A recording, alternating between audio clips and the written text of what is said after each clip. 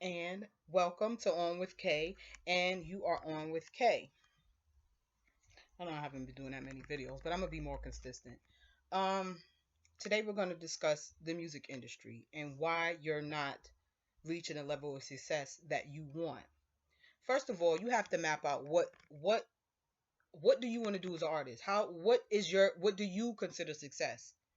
Do you consider success being famous and having your face all over billboards, and or you just want to make money off your music? Where do you want to go with your music? Most people, especially people who rap and sing, they want that stardom. And I've heard a lot of rappers and people telling me, yo, I just, you know what I'm saying, I want to make music so I can take care of my family, so I can do this.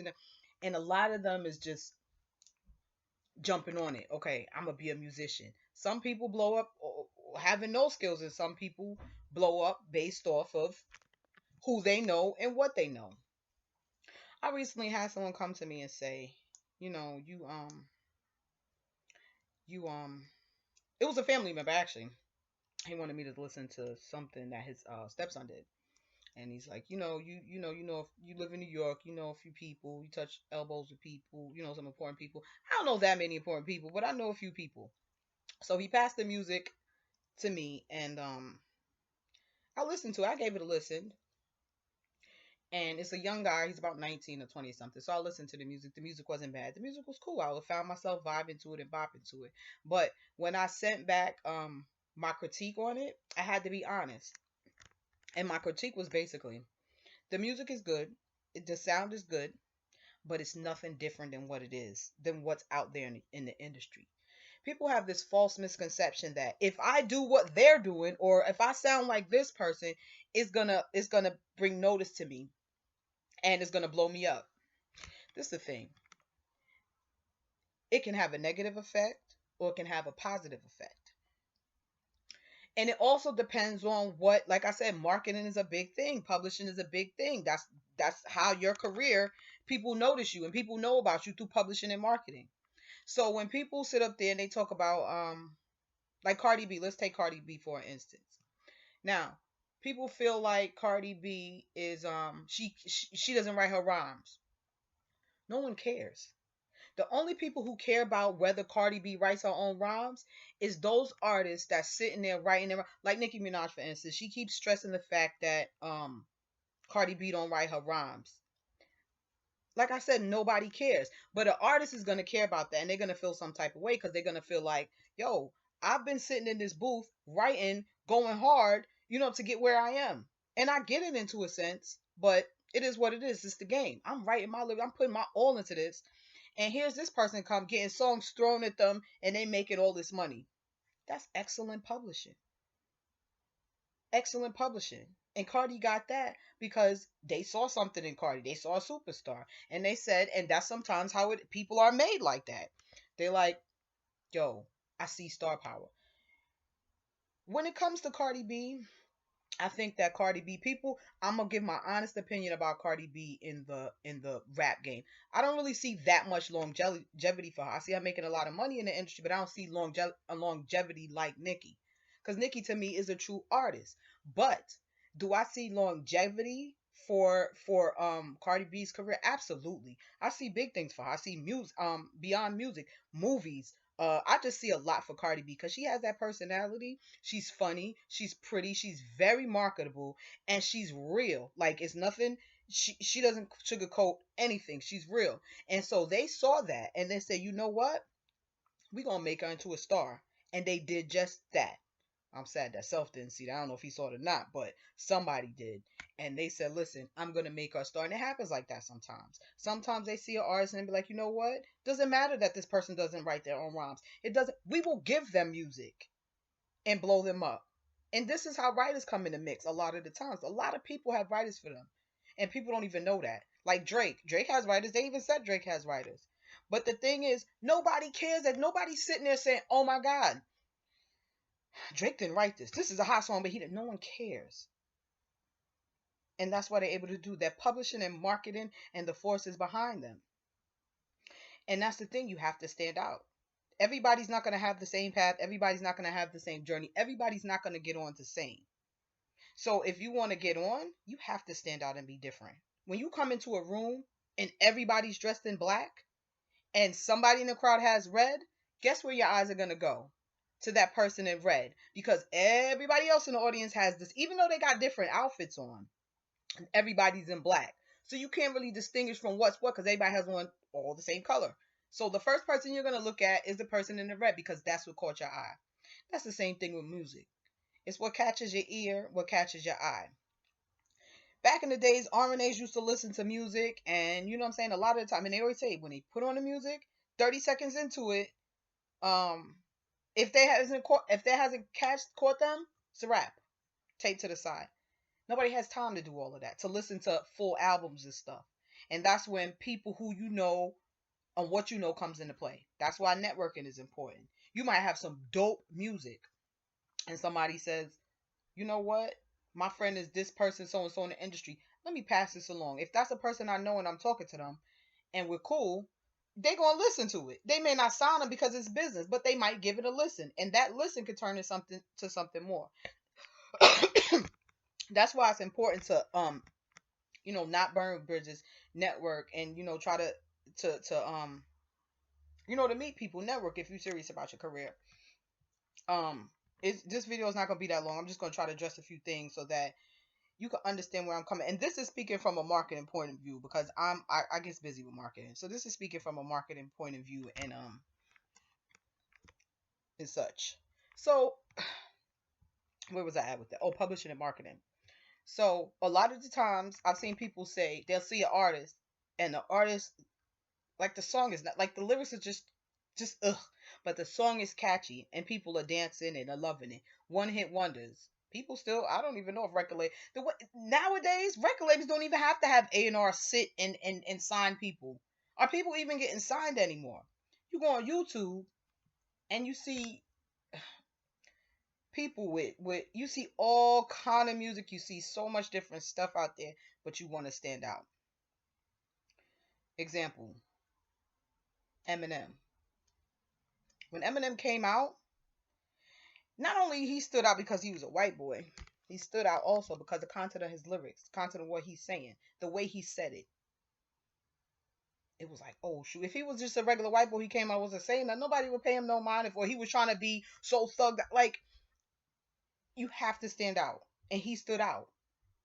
Just like talent competitions, you go somewhere, everybody's doing the same thing, you're not gonna stand out. That's a problem. People see somebody who's blown up, and this person's made millions, this person's a superstar, and they say, you know what? Let me try to emulate that because that's what's gonna get me on. No, you have to stand out. You have to be different, and you have to be marketable. It's not just your music. It's a whole entire package. It's a whole entire package that needs to be marketed. You know what I'm saying? And people think, oh, you have to look good, or you have to. No, it's not about that. You just have to have a look that says we can sell you as a complete package. We can sell your music. We can sell your look. We can sell everything about you. You understand? I'm gonna use a few Biggie Smalls. He went from ashy to classy. Now, Puff knew what he was doing when he did when he changed Big from that street, took that street shit and turned him into a sexy dude. He knew what he was doing with that because guess what? When he was that rugged thing, ashy dude, so self-proclaimed ashy the classy, females wasn't checking for him because he's already. Come on, let's not deny he wasn't a handsome man, but he's already, you know what I'm saying. And then he's just thugged out. And he's just females is not checking for that. They're just whatever. But then did he say, you know what? He said it. He said that was his plan. He said once the ladies love you, and it was the truth. They turned Big Papa into this Casanova that all these women wanted, and that was marketing. That was great marketing. He took off the thug clothes, threw on the suits and the thing, and he turned and he made him Big Papa. He stepped away from all that, yo, I'm gonna shoot you and kill you and put you in a headlock and all that other stuff, and he brought it back to music that the ladies would love. And it's the truth. When ladies love something, the guys gonna follow suit too, because they already know that he had that street in him. But then he came and switched it up, and he went from Biggie Smalls to Big Papa. You know what I'm saying? And then that changed his whole career. It took him from underground to mainstream. And to me, that's very, very important. That's why I say it depends on where you want to go with your career. If you want to be an underground artist, you have to understand that what comes with being an underground artist and what comes with being a mainstream artist. And that's why I say when you sit down and you have to really understand your goals and what you want out of your career. Do you want to sell music to the masses? That's why our target market is important. Um, um, it's 10, almost 10 and a half. I don't want to bore y'all. I don't want to, but I just want to give a few tips. That's why, shoot, I forgot what I was saying. Yikes. Um,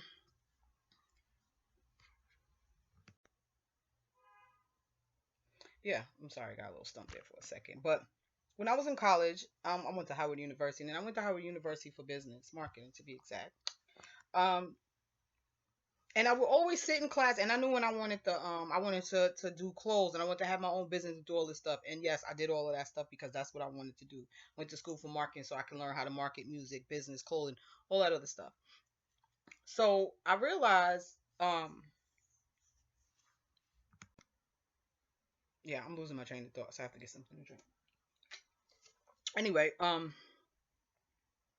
so I was in marketing, intro to marketing. This was my freshman year, and the professor was talking about target markets, and I'm just, I'm paying attention, whatever. But when I got out of college, I wanted to do, I went to fashion school. After I left Howard, I went to school for apparel design and construction, 3D apparel design, and so I would often get asked when I was developing my line, Shishi Couture. I would always get asked, what's your target market? What's your target market? And I would be like, everybody, I'm selling to all women and this and this and that. And so I would sometimes get the look. And I think I got the look from people who understood what a target market is. And the people who didn't give me the look, um, I think they don't, what I'm saying? They may not be too well versed on the target market. But the target market is very, very, very important. And not to say that you can't have a product or a service that targets everybody in a certain sense. And listen to me clear when I say that. You're never gonna, what I'm about to say is kind of contradictory to that, but it's not. You're never going to put out a product or service that's targeted to everyone, meaning women, men, kids, old people. You're never going to put it unless you target it as a family, as a something family, like a product, like the family size dinner. They're targeted to families. They're not specifically targeted to a woman, to a mother, to a father. They're targeted to families. So this family dinner, this family size dinner is for mom, grandma, and everybody. And it's targeted to family. It's not really it's targeted to a family, and a family is kind of like a whole. So I now in life, because I do have my own business and I sell products and a lot of things amongst hair products, clothing, candy, all of these things are all my products. And so I had to at that point when I started my own business, I really understand what a target market is. With music, because we're talking about music, I'm gonna get back on the subject of target market with music. Now, you ever wondered why when a record label signs you, they signed them very young? They got Beyonce, I don't know what she was, 14, 15. Usher was like 12. They grab all these artists young. And the reason why they do that is because look at Beyonce. Beyonce started how many years ago? She started, I don't know, 14 or 15. But that's around the age. I was probably like 16 because I was 2 years older than Beyonce. But now you got this generation, which is me. Now, as Beyonce grows, 10 years later, she's 24. Now she has that next generation because they're young. They're coming up and they know of her, right? So now in her 30s, she still has that generation from when she came out, that next generation and that next generation. And that's called longevity. And this is why certain artists reign supreme, like Beyonce, because they start young and they carry their careers through many generations and they're able to along the way grab more generations. And that's why when you um decide, not necessarily, I'm not saying you can't have a singing career or a rap career at starting at 30 something, but I see a lot of people, a lot of singing. Let's talk about the singing aspect of it. The rap part, forget about it. But the singing aspect about it. Okay, if you're 30 some years old and you are an R&B artist or whatever, or rapper, you can use rap. But think about this long and hard. Everything now, music, mostly music, fashion, and all that stuff, all those things are marketed to the young crowd, the young people. And the reason why certain things are marketed certain ways is because if I can target this particular market, these are the people who actually need this, and these are the people who actually buy it, and that's what a target market is. Like I said, when I said, "Oh, my target market is everybody," no, not really, because a 13-year-old and a 15-year-old, you're not going to target them for the same type of product you would target for somebody in their 20s or somebody in their 50s. If I have a product, walkers. I come out with a new brand of walkers. I'm not going to target it to little kids or teenagers. I'm going to target it to older people, maybe disabled people who need that. And that's what target markets is important, because if you set out and say, "Oh, I have a I'm going to target this," or I target everybody, how are you going to sell your product? You have to target a specific market. And the reason why you do that, when you target that specific market, you study the consumer behavior, you study the geographics, and you're able to understand consumer behavior. That's another class that I took. You're able, and these are classes that are very important. I didn't understand how important they was until I left in college. I'm like, consumer behavior, what I need to know? Consumer behavior is very important. If you target a certain market, and you look at the demographics, all right, say you say, "Okay, I'm gonna target I'm gonna sell I'm gonna sell let's see, let me think of something that wouldn't be, I can't think of a product, but so I'm a state or a city, whatever, that has um okay, good example. So I'm not too familiar with solar paneling, but I would think that somebody in California don't need solar paneling. Think solar paneling is for keeping warm and reducing electric bill, whatever. But I wouldn't go target at people who lived in any a place who wouldn't have that. I wouldn't go to Alaska somewhere and be like, "Yo, you need these solar panels out here." No, because it would be pointless. I'd waste money. It'd be pointless. So I'm gonna target this group of people. I'm going to have this certain product, and my target market is people who live in the city, who travel on the subway system. So I have this wallet that holds their metro card or whatever. That's your target market. You're targeting a certain customer based on what you have as a product. Okay. Yeah, I'm gonna start strong. Okay, so this soda right here, I'm drinking soda. I'm drinking a Shasta Cola. I love these. Anyway, I wouldn't do an ad. I wouldn't target babies. I wouldn't target kids. I would probably target adults, people who need a caffeine fix, people who like, you know what I mean? It's your target market. It's who you want to buy your product.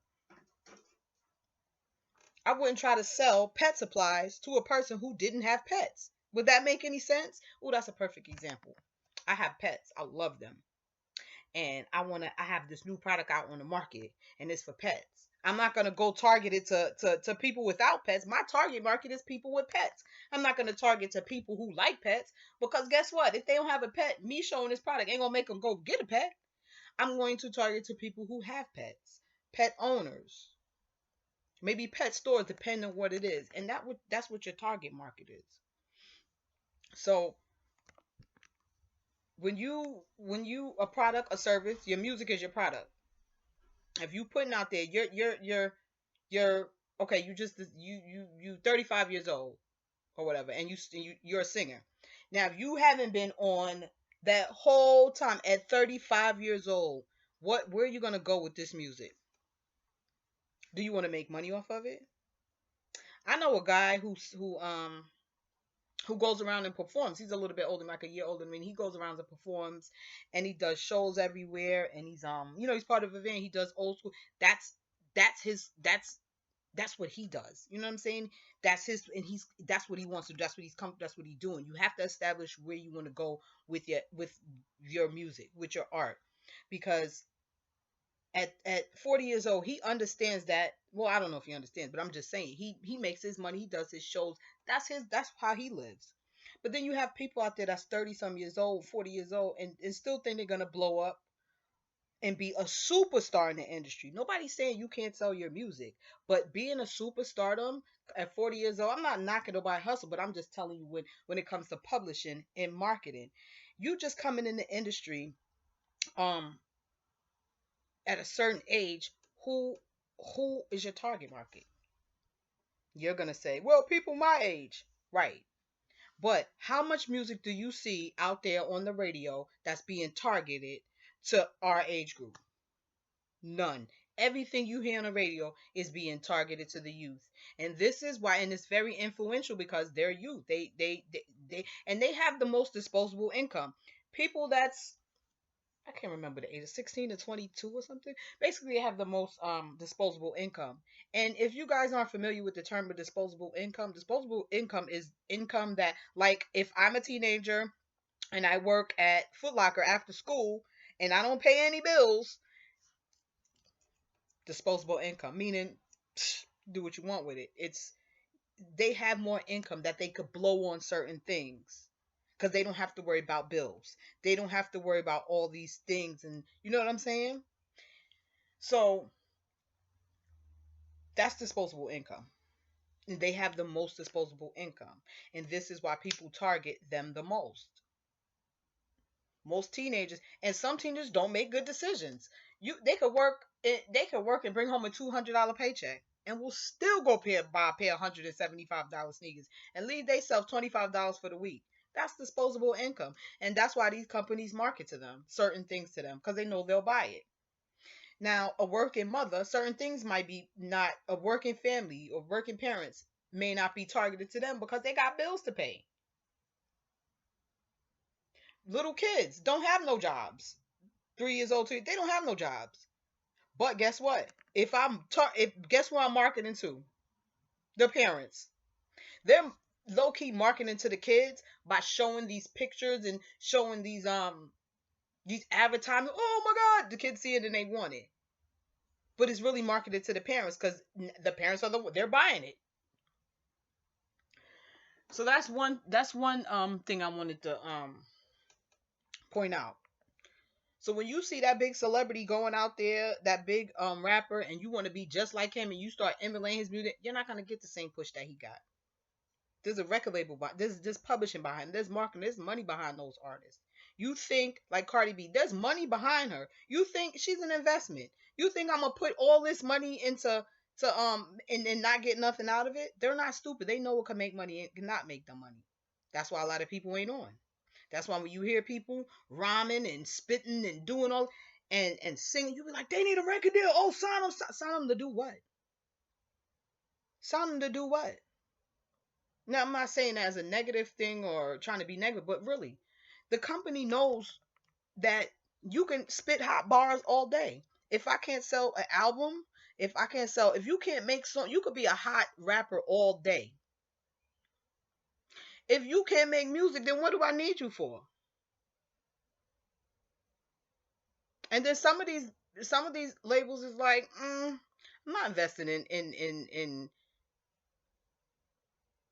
in music for you. You're a rapper. Write your raps. Come up with a music. Come up with music. Like I said, it goes back to Cardi B. It's not like they took an unknown person and blew her up. They probably could have, but they probably wouldn't because they don't know. They don't know if it's a gamble or what. They just see a pretty face and a chick. What made them decide? Because honestly, when we were on Love and Hip Hop, we didn't see no music from Cardi. I mean, you could Google some stuff from her, but what we saw was, we saw her personality. We saw how she was. And then the music came, and it was like, yo, she's popping. Oh, and I like her music too. And they saw how popular she was, and she wanted to do music. So they put the driving force behind that and made her a star. Everybody's not gonna do that for you. So if you come out there, let me try to copy Cardi and do what she do, so nobody's gonna notice you in the industry. Another thing I want to address, I'm gonna get back to all of this stuff, but one thing I want to address before I forget, these fake beefs. I'm just keep it real with you. Think before you act, because a lot of people do things and it finishes their career for good. Just one freaking false move can end your career for good. And that's the freaking facts. You got to look at this thing as business. You cannot look at it, yo, I got beef with this person and y'all must bring it out on there. A lot of y'all are holding yourself back because you rather have beef or you rather argue with people than to get to the bag. While I love Remy Ma, I think Remy Ma is a dope artist. But that ether was a bad idea. No matter how hard it was a bad idea. And the reason why I say it's a bad idea, business wise, Nicki Minaj is worth like $80 million. Not only that, she has a lot of connections. She has a lot of endorsements. She has a lot of pull. Y'all don't understand how sometimes this works. Okay, I'm sitting in your office, right, and I'm a cash cow for your company. I make, I don't know, millions. I bring in millions of dollars, right? Now, Remy comes in. I got beef with Remy. Me and her got beef, whatever, whatever. She sits down. She wants to do a deal with this same company. You know what I'm gonna do? Not me personally, but that's just how the industry works. They're gonna say, "Listen, 50 did it. Listen, he even said it. I bring in you millions. This person brings you hundreds of thousands. Who you rocking with? Because you can't have both." Now the ball is in Nicki's court. Now guess what they got to do? Say, "Oh, no, we can't do the deal with you."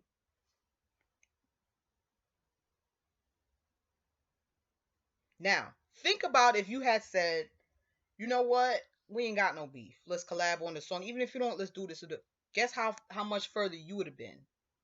And I feel like I said, I love Remy to death, but I feel like Ether was a bad idea, and I feel like somebody somebody on the team should have advised her because it's your management team too. If my artist would have came, if she would have came to me like, "Yo, I'm about to do this song in Ether Nicki," I'd have been like, "Don't put that song out." And then she'd be like, "No, this shit is hot. Yeah, it's hot, but don't put it out." And this is why I don't put it out, because you're gonna end your own career, and this is how you're gonna end your end. Like I'm about to break the scenario down to you. Okay, you put out Ether. Everybody's like, "Oh, oh, oh, oh." Nicki didn't respond. Whatever. Nicki dropped the album. Now, keep in mind also, we have not had an album from you since you got locked on. You came back out with Fat Joe. That was the other album. So people are gonna look at that. A lot of this new generation don't really know who you are like that. They know of you, but they don't really know who you are. They don't know what caliber of lyrics. They don't know how you know what I'm saying, what you brought to the game before you got locked up. They don't know all that. So when you come out and you start taking jabs at their queen, the one that they bow down and kiss her feet, whatever, they gonna react to that. And it's gonna be bad for you. Because most of your fans are our age, in the 30s and 40s, and we ain't got time for no foolishness like that. We don't even care about that. The only people who really cared about that beef is the Young Bucks, and they didn't even care because they all jumped on Nicki's side. And that's all I'm saying. You gotta choose your battles wisely in the industry. It's not about money. It's not about who has the most money. It's money, power, respect, and that is the truth over than truth. It's about money, power, respect. Um, you gotta what was I gonna say? You have to really, you gotta move. That's why Hollywood is crazy. You one false move and your career could be over. And the reason why I say that, oh no, back to that situation. So now you put out Ether. Everybody's feeling it. Nicki didn't even respond. Nicki drops an album, I don't know, a month or two later. The shit goes platinum. Where's your album? Her album went freaking platinum. It sold like, I don't know, 4 or 5 million copies. Now, you can't put out an album no time soon. Because you know why? When you put out an album and it doesn't even do a quarter of what she sells, guess what's going to happen? You're going to look crazy. And now you know I can't put out an album now. When it dissed her on this track, she dragged her for filth. Did her filthy with that track. She drops the album a month. See, Nicki's a brilliant business. You know what time it was? She dropped the album a month later. Now what you gonna do? Now what you gonna do? You gonna drop an album? What's up? You can't, because if you do, they're gonna be like, yo, you know what I'm saying? You came with the ether, but yo, she sold 4 million, you sold 150,000 copies. Still a bad look. You should have built up that momentum to your release when you came out friends with artists. You know what I mean? Work. Yeah, Nicki. People. I guess you don't. You know, they said she wasn't doing songs with people. Whatever the case, I just don't feel like if you don't like somebody in the industry, it doesn't matter. You don't have to like them. You don't have to do business with them. But stay away from the drama and stay away from the foolish. Cause this street shit turns over to corporate. And y'all, all them bags that y'all chasing, you gonna lose. A lot of people lose bags behind that, and they've said it. Yo, cause I got in a fight, or because I did this, because I said that I lost a bag. Make sure what you're trying to do is more important, and what you're trying to goals and what you're trying to accomplish is more important than prove a point to anybody. Because at the end of the day, like, I love Remy, like I said, and she's doing great for herself and all this other stuff, but